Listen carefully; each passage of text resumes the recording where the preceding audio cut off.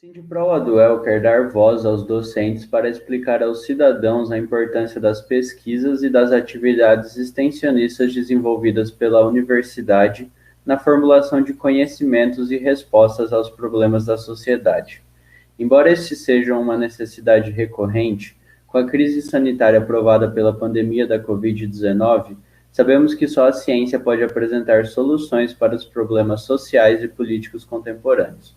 A necessidade também se reforça diante do sistemático desmonte do financiamento das pesquisas, da extensão e das universidades públicas como um todo, que redundou no rebaixamento da capacidade do país para enfrentar, por exemplo, o urgente e gravíssimo problema da pandemia. Nessa edição da campanha, estamos conversando com a professora Ana Lúcia da Silva, do Departamento de Matemática do Centro de Ciências Exatas da UEL. Tudo bem, professora? Tudo bem.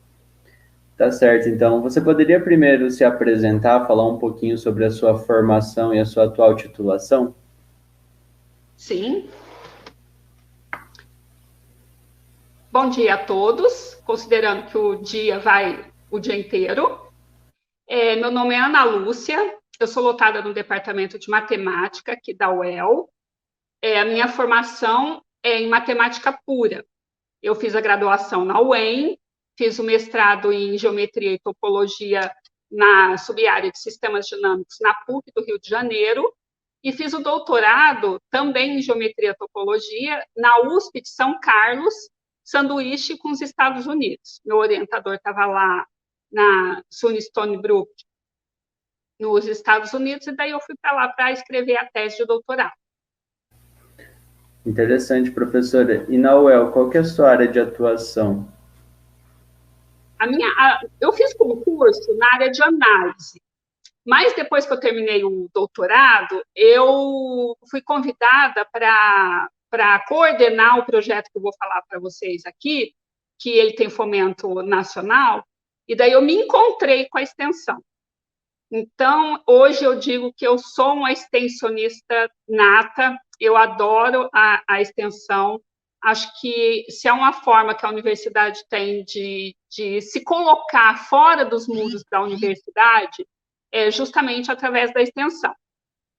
Então, hoje em dia, eu trabalho basicamente com extensão e com pós-graduação também. Legal, professora. Você poderia falar um pouco, então, sobre essa linha de extensão, projetos a qual você vem se dedicando e há quanto tempo você vem se dedicando a eles? Sim. Eu defendi meu doutorado em 2004. E na minha banca de doutorado tinha a professora Sueli Druck, que naquela época ela era presidente da Sociedade Brasileira de Matemática. E em 2005 foi aplicado a primeira Olimpíada Brasileira de Matemática das escolas públicas. E que a OBMEP ela também é coordenada pela Sociedade Brasileira de Matemática com fomento do governo federal e bolsas do CNPq. Então, na época, ela gostou muito da minha tese de doutorado e, como a Olimpíada ela acontece nacionalmente, são duas provas que acontecem por ano, tem a primeira fase e a segunda fase. Em geral, a gente tem 20 milhões de alunos inscritos, uma média de 20 milhões na primeira fase. Na segunda fase, só funila, e hoje em dia a gente tem em torno de 6 mil premiados na Olimpíada Brasileira de Matemática das escolas públicas.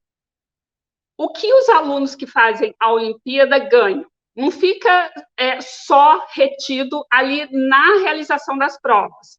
Os alunos que são premiados, eles ganham bolsas de iniciação científica tipo júnior, pagas pelo CNPq, e eles ganham um ano de iniciação científica nas melhores instituições do país. Então, na época, lá em 2006, a Sociedade Brasileira de Matemática precisava abrir polos no Brasil inteiro para fazer iniciação científica com os alunos premiados da região. Então, a professora Sueli me convidou naquela época para ser coordenadora de iniciação científica aqui da região de Londrina, e naquela época era metade do Paraná.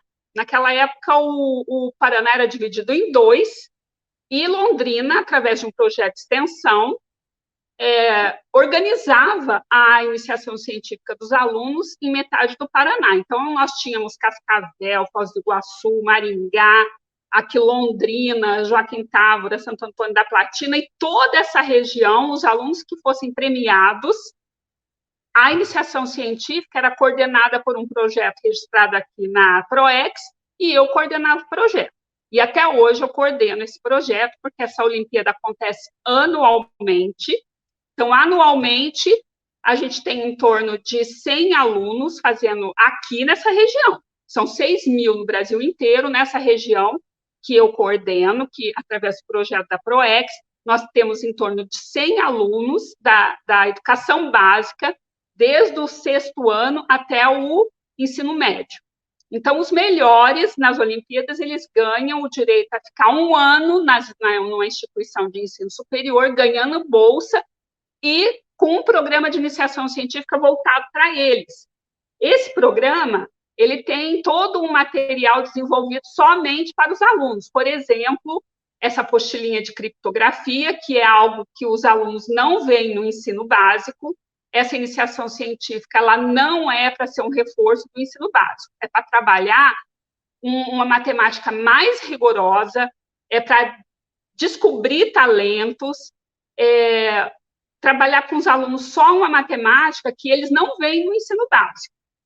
E aqueles que vão entrar na universidade, eles já vêm muito preparados com essa parte de exatas bem fundamentada através dessa iniciação científica. Então, nós temos esse material aqui de criptografia, nós temos esse daqui, Teorema de Pitágoras e áreas, aqui nós temos outro, Encontros de Geometria. Aqui nós temos um livro que ele é russo e ele foi traduzido especialmente para a iniciação científica da UBMEP, que é os Círculos Matemáticos. Tem uma série de problemas que é muito interessante. E outra coisa que eu gostaria de falar sobre esse projeto é que, pelo menos aqui na nossa região, 90% dos alunos que participam do PIC, eles entram numa instituição de ensino superior para fazer um curso de nível superior. Então, eu acredito que esse projeto, ele realmente consegue buscar talentos e acompanhar esse talento até ele terminar o mestrado e doutorado. Eles vêm com bolsa lá desde o 6º ano, o aluno faz uma Olimpíada no 6º ano, aí ele faz o programa de iniciação científica. Ele faz num ano a Olimpíada, no outro o programa de iniciação científica. Aí ele pode novamente participar da UBMEP. Se ele é premiado novamente, ele faz novamente no ano seguinte o programa de iniciação científica. Nós temos alunos que fez 7 vezes iniciação científica, começou e não parou mais. Ele faz a Olimpíada, é premiado, faz iniciação científica, aí entra na Olimpíada de novo, é premiado, aí faz a iniciação científica e fica aqui na universidade. A gente tem aluninho de 12 anos. Eu tive aluninho de 12 anos que agora está no mestrado. Tive outros que agora estão no doutorado, outros que já terminaram o doutorado, já são profissionais. Enfim, eu acho esse projeto maravilhoso. Nossa, professora, muito legal. Imagino também acompanhar uma vida toda de dedicação à ciência, né? Desde os 12 anos até o doutorado. Pois é. Eu queria só colocar mais uma coisa, Guilherme, que eu esqueci. Claro. Essa questão de acompanhar o aluno é assim, ele entra e ele já tem a bolsa de iniciação científica, que hoje são R$100. Quando ele entra para a universidade, ele já recebe uma bolsa de iniciação científica de R$400, que é hoje, também para acompanhar até o término da graduação. E aí, se ele fizer o mestrado em matemática, doutorado em matemática, ele também ganha bolsa para fazer o mestrado e doutorado. Isso desde que seja numa instituição considerada e reconhecida pelo CNPq, pela CAPES, né? Entendi, professora. Aproveitando, então, você poderia descrever, explicar para o público leigo qual é a relevância desse tipo de projeto de extensão, como é o retorno que se dá à sociedade? Sim, com todo prazer. A UBMEP, inicialmente, era UBMEP criando oportunidade, disseminando talentos. Lá no começo, era uma Olimpíada que era só para as escolas públicas. Por quê? Olimpíada em matemática, depois veio a de física, de letras, nós temos várias Olimpíadas. Só que o intuito da OBMEP, da Olimpíada Brasileira de Matemática das escolas públicas, era justamente descobrir um talento que às vezes não tinha oportunidade. E a gente sabe que o Brasil é cheio de talentos em todas as áreas, em particular em matemática. Muitas vezes o aluno ele tem o talento, mas ele não tem como seguir na carreira com aquele talento, justamente porque ele não tem recursos financeiros, ou às vezes não consegue estudar numa escola que consiga acompanhar aquele talento. Então, o que a Olimpíada faz? Ela capta aquele talento e começa a moldar aquele talento dentro da matemática. O que é escrever rigorosamente matemática? O que é matemática de um nível um pouco mais superior? Então, tudo isso, o aluno ele consegue fazendo a iniciação científica da UBMEP. Então, nós temos casos de alunos que eles nem terminariam o ensino médio, mas a partir do momento que ele passa a frequentar uma universidade e gostar daquilo e ser fomentado para fazer isso, ele começa a ver que o horizonte dele é muito maior do que aquilo que ele conhece. E, a partir daí, ele termina o ensino médio, ele faz um vestibular, passa, faz a graduação, faz o mestrado. A maioria dos nossos alunos acontece isso. Eu fico impressionada como que alunos que nem pensavam em fazer um vestibular, a partir do momento que fez o PIC da UBMEP, ele conheceu a realidade de uma universidade pública, fez o vestibular na universidade pública, foi aprovado e, a partir daí, deslanchou numa carreira. Então, eu acho que, eu penso, para dizer bem a verdade, eu tenho certeza que esse tipo de projeto é fundamental para a gente conseguir pegar uma pessoa lá no início da sua formação e seguir com ela até o final. Então, a gente consegue fechar o ciclo para que aquela pessoa seja um bom profissional e tenha uma profissão. Então, eu acredito que projetos desse tipo são de suma importância, principalmente num país como o nosso, que tem tanta desigualdade social. Concordo, professora, muito legal. Você falou um pouco sobre bolsas, né? Você poderia explicar um pouquinho mais que tipo de apoio você tem recebido do Estado ou da universidade para essas atividades? Você já falou de algumas bolsas, mas também se tiver algum tipo de financiamento ou de insumo. Olha, eu vou falar um pouco de várias coisas que você falou já. A UBMEP, no começo, nós tínhamos verbas, inclusive, para trazer os alunos que estavam a até 150 quilômetros para dentro da instituição que aplicaria a iniciação científica, e era pago lanchinho, era pago almoço, o aluno ficava um dia inteiro na instituição toda semana. Isso no começo. Então, a gente custeava, a gente não, né? A UBMEP, por meio de fomento do governo federal, custeava transporte e alimentação para um aluno ficar o dia inteiro na UEL, na UEM, na UniOeste, que são as instituições coordenadas pelo projeto daqui. Mas, aí o que acontecia? Bom, e daí tinha as bolsas. Esses alunos, em geral, os alunos que participam, eles têm bolsa. É que tem uns que participam sem bolsa também, porque às vezes eles não conseguiram ir bem nas Olimpíadas, mas como conhece o PIC, eles pedem para participar. E todo aluno de ensino básico que pede para participar do projeto, nós deixamos participar do projeto, porque o importante é o conhecimento que ele vai adquirir nesse projeto. Mas, em geral, todo aluno que participa do PIC OBMEP, que é o Projeto de Iniciação Científica, ele tem a bolsa de R$ 100 mensais durante 12 meses. Além disso, a gente também tem os alunos universitários que acompanham essa iniciação científica, e eles que trabalham a iniciação científica dentro de sala de aula com os alunos do ensino básico. Esses alunos universitários, eles também têm bolsa de iniciação científica para fazer esse trabalho. E eu, como coordenadora, também tenho uma bolsa de iniciação extensionista. Todas essas que eu estou falando são pagas pelo governo federal através do projeto da UBMEP. Então, a coordenadora tem bolsa, Os monitores, que são alunos universitários, têm bolsa também de iniciação científica, e a parte final do projeto, que são os alunos do ensino básico, também tem bolsa. Como existe um número limitado de bolsas para os alunos universitários que trabalham nesse projeto, então a gente consegue anualmente 2 bolsas, ou daqui da UEL ou da Fundação Araucária, para a gente ter mais monitores trabalhando com esses alunos, porque a gente tem em torno de 100 alunos, e a gente precisaria de, a cada 30 alunos, um monitor, e já é muito. Antes, no início do projeto, a cada 15 alunos um monitor. Só que é aquilo que você falou. A verba de alguns projetos, ela foi ficando escassa, e daí o que aconteceu? Para cada aluno universitário, subiu de 15 alunos do ensino básico para 30 alunos do ensino básico. Então, começou a ficar difícil. Então, eu não tenho só os monitores oriundos da UBME, eu tento pegar outros monitores também, com bolsa aqui da Fundação Araucária e da própria UEL.